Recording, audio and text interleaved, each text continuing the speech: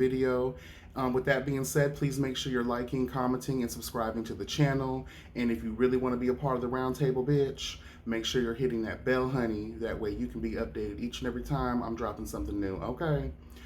First and foremost, shout out to the new subscribers. Wow, thank you guys so much for joining the team, bitch. And totally shout out to Sean Bradley because I know that's where that wave came from. I appreciate you guys, and again, love you, Sean. I'm going to continue to do the Who and to motherfucking be the me. Okay, yes, God, honey. So moving on, Chasing Atlanta, bitch. Part 2 reunion. Off the rip, we noticed a change of venue, obviously, because y'all got kicked out of, the last venue for ratchet ass motherfucking behavior tease. So again, a situation that if we just would have started with a setting like this one, where no audience is present and it's just, a flowing conversation and getting to the meat and potatoes of the fucking conflicts that we have seen throughout the series. But, mission failed on that, bitch. Because let's keep it real here, most of the drama that took place in this series, in the season, We Were Born, not Montel, but it still would have been nice for him to return. Cameron, Sky situation, even though we got that at the intel of the season, still that was something I felt like should have been discussed and hashed out. And also Cameron had an issue with Q as well, even though we did see it play out in the season. I do feel like that should have been worthy of a conversation to at least talk about it or to see where you guys are at right now. Because I don't think we ever got to the point where we saw Q, Sky, and Cameron in the same environment as each other to actually talk about the issues, because since those names were present in that fucking shady ass fucking tea, I do feel like there needed to be a conversation about that on the reunion. Again, guys, reunions are to have conversations about the things that took place throughout the season that you guys played in. And with both of these reunions, the part 1 and part 2, we didn't really get anything. A lot of the conversations were about things that took place off camera and that us as the audience, the viewing audience, we weren't privy to. So again, another failure on being consistent, being transparent, another failure on just blindsiding us with things that really are non-factors, to be real. Again, Montel was not present, Shorty was not present, We Were Born was not present, and Cameron was not present, and Wayne the Pain was not present. We didn't get a chance to, even though Little Kendra was in the building, I felt like as Wayne the Pain being there as her proxy, we didn't even really get a conversation about none of the things about Little Kendra. We didn't get conversations.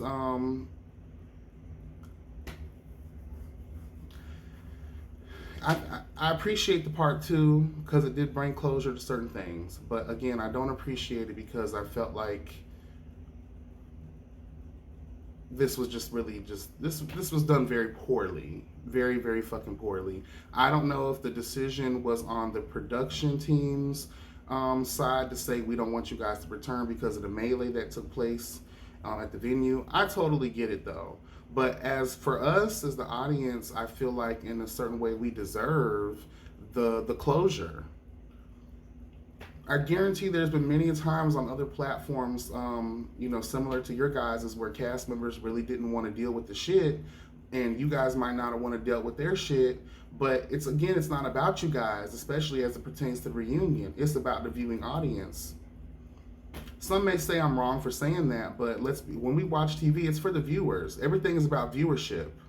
So if you don't have the viewership, then you don't have a motherfucking show. And if you can't break it down, then again, you can't control the actions of other motherfuckers. But at the end of the day, that just means you got to hold yourselves and those other motherfuckers to a higher standard. Especially going in, if you guys do have, because word on the curb is y'all ain't coming back for season 4. They said production is tired, girl. But I don't really have that on good authority to speak on, but that's just what was flying through the wind. And if that's the case, let me just tell y'all this right now. You don't ever let a fluke or people's opinions, or just because you have a couple of bad experiences, you don't let no one stop you from creating your dream. Plain and simple. You don't allow nobody to do that. You guys are still new. I don't give a fuck what people say. Even myself, you are on season 3, which means you should have more experience. You guys have done a lot better. You guys have improved. You have progressed. And I'm very proud of you guys. But please don't allow these misfortunes to make you just say you don't want to do it anymore. If that is the case, if that is real tea, and you're really considering not even doing this anymore, please don't allow this to bring you guys down like that. Please don't. Because you have something here, as I always say, no matter how I'm dragging and no matter how I am, reading the imperfections, you guys still overall have something great. And I feel like if you just get the right kind of people around you and try to be a little more consistent, this thing can really take off and we can turn this thing around, okay? So let's just get into some of the tea real quick. Everybody, you can tell they just threw on their last minute. Yeah, Oliver was dressed like Tiger Woods in the golf course tees. Lauren England, girl, I don't know if that's just something you had in your trunk and you were like, I'm here already, let's wrap myself up in this. But, with those mosquito legs, girl, I don't know what was going on with that. And then you have Q dressed like Peter Pan, and he already said that don't clown his outfit, but he was more focused on the shoes, girl. I could care less about the shoes. I was just worried about this little finger this little finger jacket you were wearing, child. Miss Peter Baelish, honey. And Gardini was just looking unbothered, fabulous, like, girl, fuck this shit. 1990s Big Papa tees, child, just like, yes, God, honey. And everyone, I can tell, was high as fuck, especially Gardini, because the mood in there they had to be high. Because if you're telling me that you guys can behave like this and have civilized, well, not really civilized conversation, but conversation nonetheless, without wanting to whoop each other's ass, so you're telling me that all y'all had this in you from the get-go? That's the kind of attitude and energy that we need when we are doing these reunions.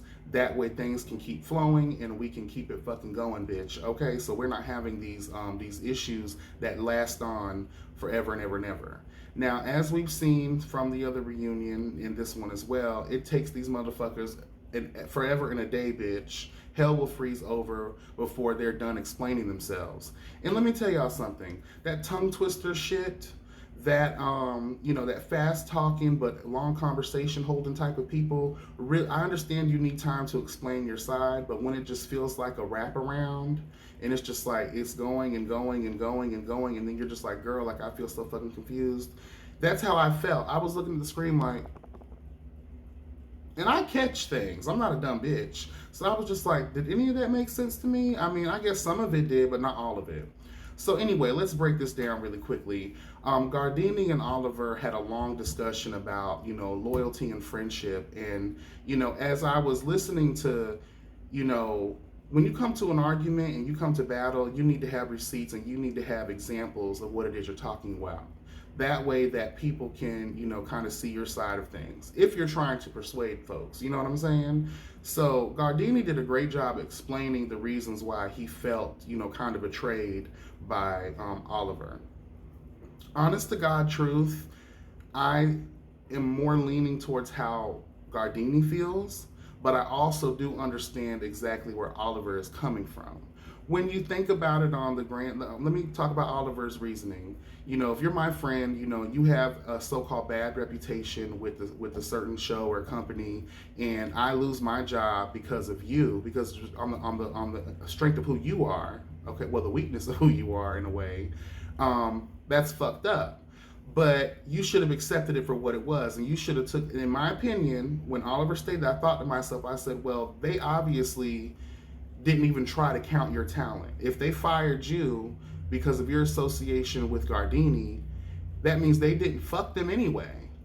And no disrespect to Chasing Reality's brand, but at the end of the day, you fired someone because they had an association with someone else that y'all didn't like. That means you didn't even take the time to get to know his talent or get to know his personality or who the fuck he is as a person and what he's bringing to the table. Am I right or am I wrong? So that means, again, fuck y'all. Plain and simple. I'm riding with my friend because at the end of the day, you didn't even take the time to get to know me. So I'm not trying to beg for no jobs back. And one thing I found real curious in this argument between Gardini and Oliver is there was no true rebuttal from Oliver when Gardini called him a clout chaser. I found that really interesting. I understand sometimes we shouldn't pay things with gold or in response, but sometimes when someone is accusing you of being a certain way in your character, you should definitely stand up and speak on that shit. That way, you can correct these people and you can change the narrative about who people are going to think you are as a person. Excuse me, fuck. So, yeah. So, but I do feel you, Oliver, like, you know, I want to pursue opportunities and I want to get my name out there. I want to start, you know, being more visible. And if this show can help propel me there, let me go ahead and do what I need to do to get my hustle on. And you felt like your friend was dragging you down in a way.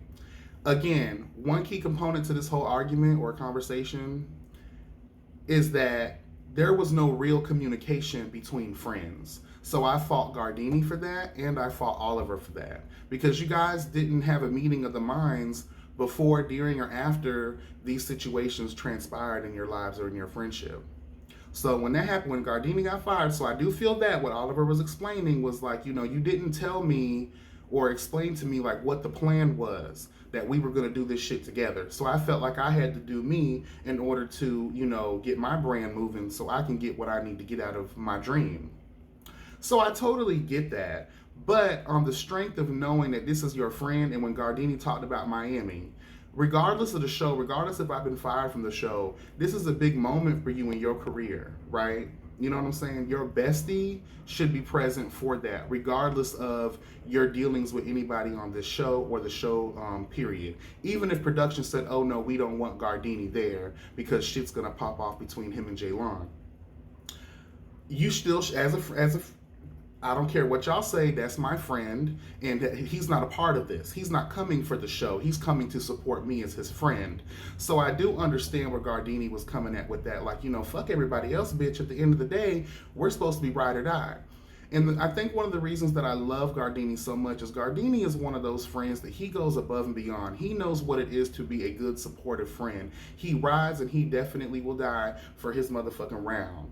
And I get that because I'm the same exact way. But one thing I had to learn, and I learned this a little bit later than I should have, was that you can't expect people to think and operate the way you do. That's why I kind of pulled back from being so giving in my nature, because people take advantage of that.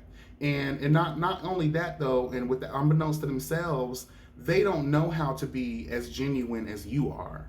So, you know, and I think Q did a great job of explaining this in his live, was it a live or a video that he did where he was like, you can't expect people to have that same energy. And we as really good people, good-natured people, and we're willing to give bitches the shirts off our back type tees and like really support you and be there for you. We expect that same energy in return. But a lot of people aren't built like that. And we can't blame them for having that kind of spirit in them, because it's not a bad thing. It's not, you know what I'm saying? It's nothing of bad nature. It's just that we expect what we give out. So how I learned how to deal with that was I had to train myself not to be that way anymore. Because if I know that, and I know that's kind of like changing your nature, and it's kind of fucked up, but humanity is fucked up.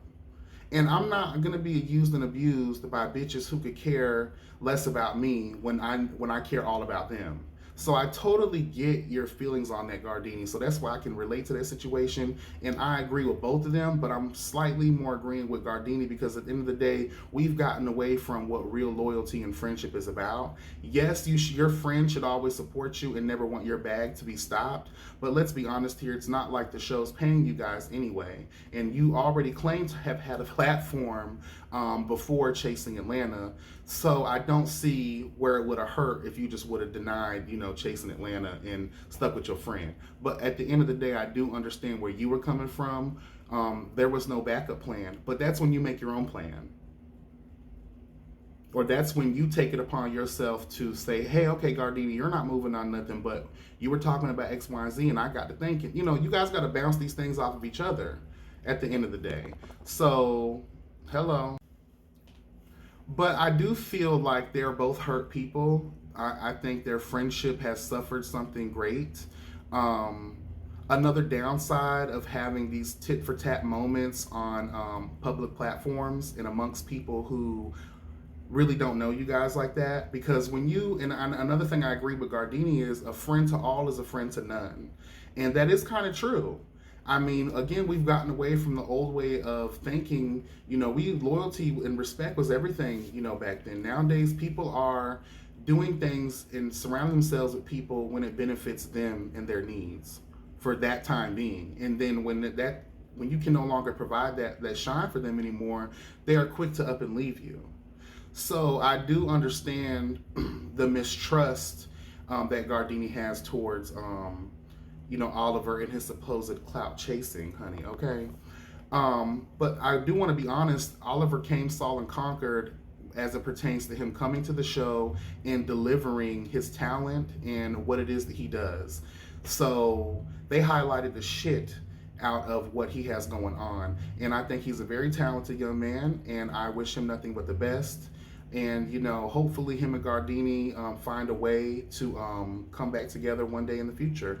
I spent so much time on them, but that's really what I felt like was one of the most important pieces of this particular reunion, because we had true people who started off as true friends, and then I'm not going to say both of them, but if anything, they allowed this show and this fucked up nature of other people to come between their true friendship. So it does beg into question.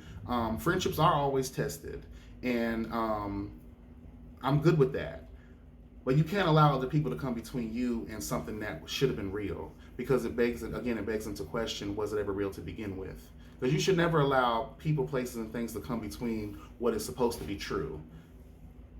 Anyway, moving on. Gardini and Jaylon finally make up. Well, Lauren England child, they finally make up.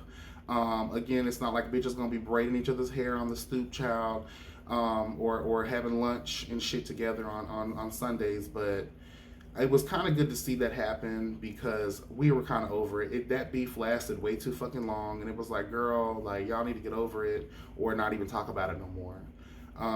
But it was good to see them come together and kind of bury the hatchet. The energy that Lauren England was giving this reunion was so much calmer and demure, and I was living for every minute of it. So thank you for that. Again, closed set is always better. Probably a better location. A lot of people were talking about the host, and let me just say this really quickly. Yes, he could have did a lot better, but those things are not easy. Especially when you have a lot going on. One thing I will say that I didn't really too much like is that there was no clear direction or authority over the reunion. So definitely you guys need to have like a conversation beforehand, saying this is what we're doing. Have the cue cards ready. Like, this is the first conversation we're having. Let's start off with episode 1, and then let's bring the drama down. Or, you know what I'm saying? Like, you need to have an order on how you're going to do things. That way the message can be clear. That way everything can be made clear. Because it sounded like you guys were just trying to do too much and try to cover things. You guys made it very difficult, and it should have been simple. Having a conversation in a chronological order, if you just would have kept it from, okay, episode 1 through 3, episode 4 through 6 in this bitch. Like, just break it down. That way you guys can stay on topic. If you guys would have just reminisced a little bit on the chronological order of things and wrote them down and actually had a conversation like, this is what we're going to say. I understand bitches get off topic because emotions start flaring up when a bitch says something wrong, but that's when you let that happen for a couple seconds and you bring it back the fuck around. Again, I'm not going to necessarily say that's the host's fault. I'm going to say that's everyone's fault, because again, conversations need to happen before we start taping this shit. because once that tape goes on, girl, there's no going back. And y'all can't keep editing things out or starting over because that's money gone and that's time wasted. So again, that's all I have to say about that. Anything else that was a discussion? They kept talking about We Were Born and their whole journey through this with this cast. And honestly, like guys, you can't talk about people who weren't there to defend themselves. I stand by what I always say in my reviews about We Were Born. Yes, they may have came off a little, zhuzh or whatever. But at the end of the day, I think they did a great job. You have two people who are brand new to the cast who, really didn't know anybody like that before they came on. And they held their own. Like I keep saying, they held their own against a group of nefarious ass bitches. Because no one in this cast is perfect.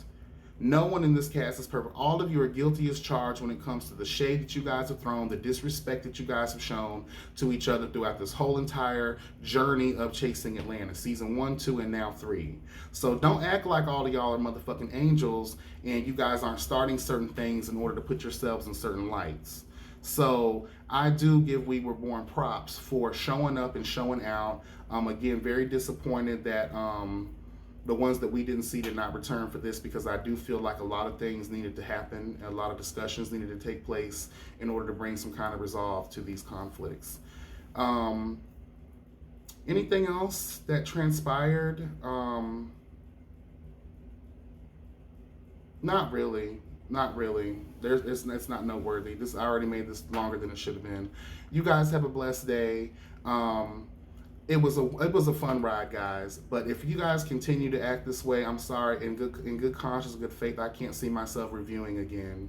Y'all already got a couple of my homegirls pissed the fuck off that normally reviews the show, and they just were like, "Child, I can't deal with a season like this." And for a while, I felt the same way, and that's why I had stopped after reviewing episodes 6 and 7, because I was like, "Girl, what are we getting here?" So I do feel like you guys have a great product. You just need to work it out and get the right people around you that want to see you win. Because again, I hate to say it, in the black gay community, child, for some reason we can't seem to get it motherfucking together and kumbaya on this bitch. Meanwhile, the white queens are out here owning production companies and motherfucking making shit happen in Hollywood, girl. But we can't get a leg up in the world because guess why, bitch? We too busy pushing each other down the fucking mountain instead of helping each other rise up and walk up that motherfucker, okay? So get it together, be blessed, never stressed. Again, I do appreciate the people coming in and showing love when I do these reviews. Thank you guys to the new subscribers yet again. Thank you to all of the cast who take the shit that we as reviewers give out, because we are not easy on you guys, and doing what you're doing is not easy, and it's a big thing for us to be able to sit up here and talk about you guys, and we not truly understand what it takes to be in your shoes. So thank you guys for being good sports, because I know it can't be easy sitting back watching a bunch of motherfuckers talk about you and then we don't even know your ass. So I can definitely appreciate that about you all. And one other thing, y'all do y'all thing, honey. Y'all do y'all thing. I want all of y'all to be happy and be healthy. I want all of y'all motherfuckers to be in your dream and to live in your purpose. Please continue to chase it, even if the cameras are not on you. Okay? Bye, y'all.